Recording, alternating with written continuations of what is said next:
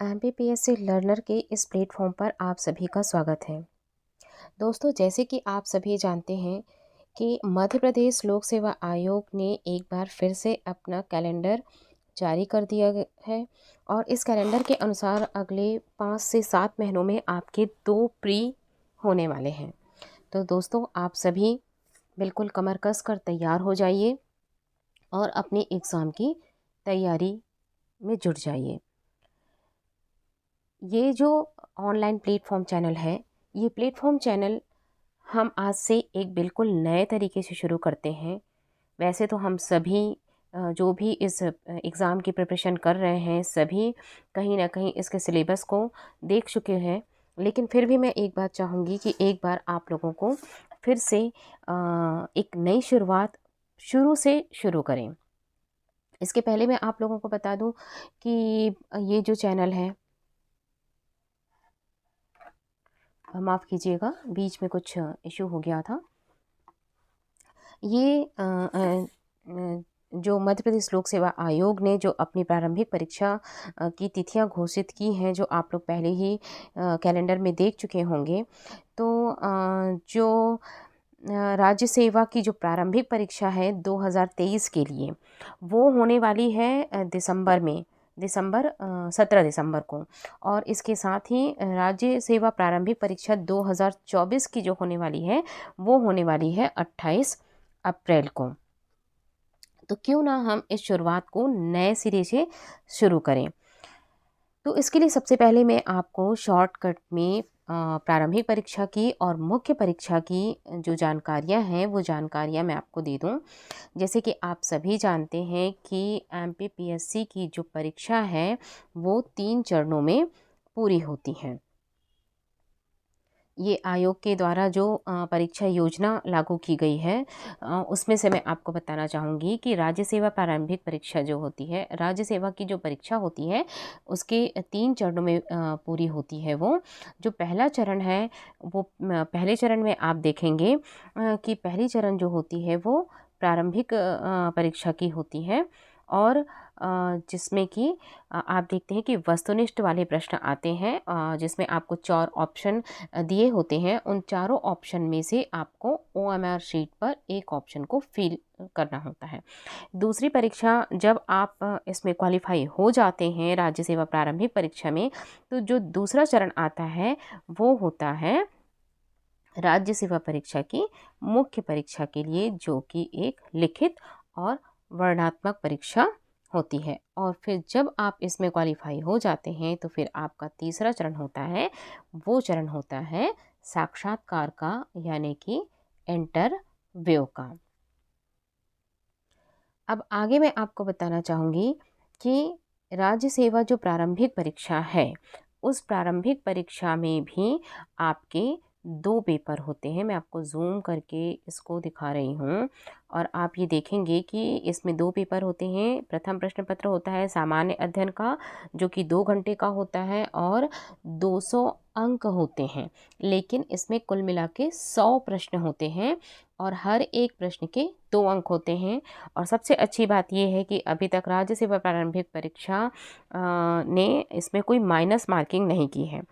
दूसरा जो पेपर होता है, जिसको सामान्य अभिरुचि की कहते हैं, जिसको सी सेट कहा जाता है सामान्य भाषा में, ये भी 2 घंटे का होता है और 200 अंकों का ये भी होता है। इसमें भी 100 प्रश्न आते हैं। वास्तव में इसका जो दूसरा पेपर होता है, ये क्वालिफाइंग होता है। इसमें आपको केवल इसको क्लियर करना होता है। आपकी जो लिस्ट बनती है कि कौन क्वालिफाई कर रहा है प्रारंभिक परीक्षा, नहीं, ये मुख्य रूप से जो आधारित होता है वो प्रथम जो प्रश्न पत्र है, जिसे हम सामान्य अध्ययन का प्रश्न पत्र कहते हैं, ये उस पर आधारित होता है। तो चलिए मैं आगे आपको बताती हूँ कि जो हमारा प्रथम प्रश्न पत्र है, सामान्य अध्ययन का जो प्रश्न पत्र है, उसमें कुल आपके कितने जो प्रश्न हैं वो आते हैं और कौन कौन से विषयों से जो आपके जो पेपर हैं वो आते हैं, ये हम देखेंगे।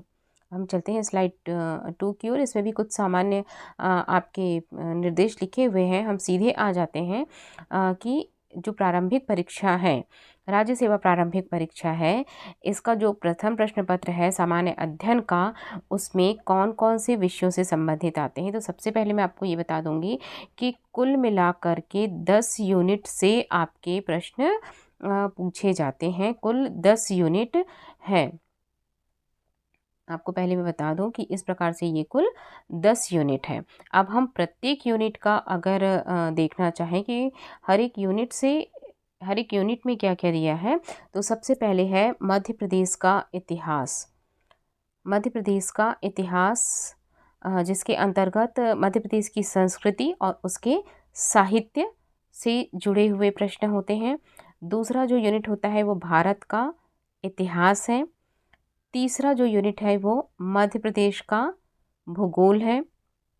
चौथा यूनिट है भारत एवं विश्व का भूगोल है। अगली स्लाइड पे हम चलेंगे। पांचवी जो यूनिट है ये है राज्य की संवैधानिक व्यवस्था और दूसरा है राज्य की अर्थव्यवस्था से। छठवीं यूनिट है भारत का संविधान, शासन प्रणाली एवं अर्थव्यवस्था। सातवीं यूनिट है विज्ञान एवं पर्यावरण से संबंधित। और आठवीं यूनिट है अंतर्राष्ट्रीय एवं राष्ट्रीय समसामयिक घटनाएं। 9 जो यूनिट है सूचना एवं संचार प्रौद्योगिकी। और 10वीं जो यूनिट है वो है राष्ट्रीय एवं प्रादेशिक संवैधानिक और सांविधिक संस्थाएं। तो इसमें कुल मिलाकर जो 15 जो संवैधानिक संस्थाएं हैं या सांविधिक संस्थाएं हैं उसके बारे में वर्णन किया गया है। दोस्तों आप घबराइएगा बिल्कुल भी नहीं। मैं हर एक यूनिट के हर एक टॉपिक को आपको सबसे पहले बेहतरीन तरीके से उसको समझाया जाएगा और किस तरीके से पढ़ना है आपको ये बताया जाएगा। उसके बाद ही हम अपनी क्लास को शुरू करेंगे और हम एक निश्चित समय सीमा निर्धारित कर लेंगे ताकि उस समय सीमा के अंदर हम अपना सारा सिलेबस पढ़ लें और पढ़ने के बाद हम उसका रिवीजन भी कर लें, क्योंकि सिर्फ पढ़ना पर्याप्त नहीं होता है, पढ़ने के साथ साथ रिवीजन करना भी महत्वपूर्ण होता है। इसके साथ ही साथ हम जो पिछले साल के जो पेपर आए हैं उन पेपर्स का भी अध्ययन करेंगे कि किस प्रकार के प्रश्न पूछे जाते हैं इन 10 यूनिट में से। वैसे तो ऐसा माना जा सकता है कि सभी 10 यूनिट से लगभग बराबर के क्वेश्चंस आते हैं, इसलिए हमें ये नहीं सोचना है कि किस यूनिट को कम पढ़ना है और किस यूनिट को ज़्यादा पढ़ना है। हमें महत्व सभी यूनिट्स को देना है। फिर भी हम एक एनालिसिस करेंगे कि ऐसा कौन सा क्षेत्र है जहाँ से प्रश्न अधिक पूछे जाते हैं। तो पहले तो मैं आपको पूरा सिलेबस अच्छी तरीके से समझाऊंगी और उसके बाद हम डिटेल में पढ़ेंगे और डिटेल में पढ़ने के बाद हम हर एक टॉपिक के एमसीक्यूज़ भी सॉल्व करते हुए जाएंगे। तो इस तरीके से हमारी तैयारी बहुत अच्छी तरीके से हो जाएगी। उम्मीद करती हूँ आपको ये आज की जो प्रारंभिक क्लास है वो अच्छी लगी होगी। तो आप हमारे साथ जुड़े रहिए, MPPSC learner online YouTube class के साथ जुड़े रहिए और हम साथ मिलकर इस जंग को जीतेंगे। तो मिलते हैं अगली क्लास में।